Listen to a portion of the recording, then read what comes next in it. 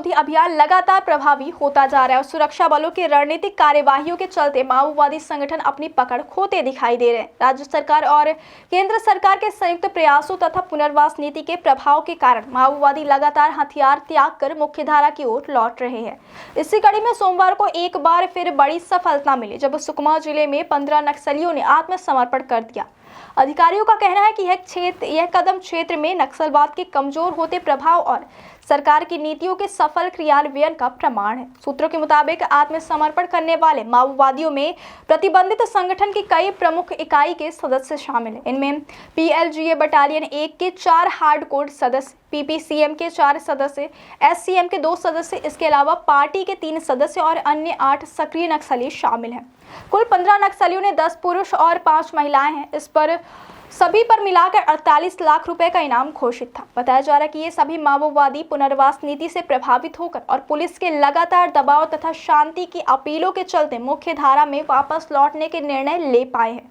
आत्मसमर्पण करने वालों में शामिल कुछ नक्सलियों ने यह दावा किया कि आने वाले समय में बटालियन के बड़े नेता बारसे देवा सहित कई अन्य वरिष्ठ नेता भी हथियार छोड़ सकते हैं। सुरक्षा विशेषज्ञ इस दावे को महत्वपूर्ण मान रहे हैं क्योंकि बारसे देवा कई बड़ी वारदातों का मास्टरमाइंड रहा और उसका आत्मसमर्पण नक्सल संगठन के ढांचे को गहरा आघात पहुंचा सकता है।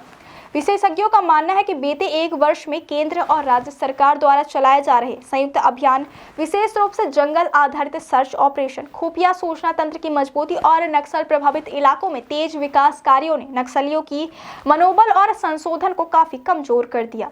सुरक्षा बल और स्थानीय प्रशासन का दावा है कि हाल ही के महीनों में नक्सलियों की बदलती रणनीति, अंदरूनी मतभेद, आर्थिक तंगी और लगातार बढ़ते दबाव के कारण माओवादी कैडर में निराशा बढ़ रही। साथ ही सरकार की सरेंडर व पुनर्वास नीति ने न केवल आश्रय, सुरक्षा और आर्थिक सहायता की गारंटी दी बल्कि समाज में सम्मानजनक रूप से लौटने का रास्ता भी खोला। यह सकारात्मक माहौल निचले स्तर के कैडरों को मुख्यधारा से लौटने के लिए प्रेरित कर रहा है। महानिरीक्षक अमरेश मिश्रा ने इस आत्मसमर्पण को क्षेत्र में शांति बहाली की दिशा में एक महत्वपूर्ण उपलब्धि बताया। उन्होंने कहा कि इतने अधिक संख्या में सक्रिय और हार्डकोर माओवादी का आत्मसमर्पण न सिर्फ संगठन की ताकत को कमजोर करता है बल्कि स्थानीय स्तर पर सुरक्षा वातावरण को भी मजबूत बनाता है। IG मिश्रा के अनुसार यह आत्मसमर्पण विशेष रूप से उदंती एरिया कमेटी के संचालन क्षमता को गंभीर रूप से प्रभावित करेगा, जो लंबे समय से इस क्षेत्र में हिंसा की घटनाएं संचालित कर रही थी। उन्होंने यह भी बताया कि इस प्रक्रिया का निर्णायक मोड़ तब आया जब नक्सली कमांडर सुनील ने एक सार्वजनिक संदेश जारी कर शांति की अपील की और अपने साथियों से हथियार छोड़ने का आग्रह किया।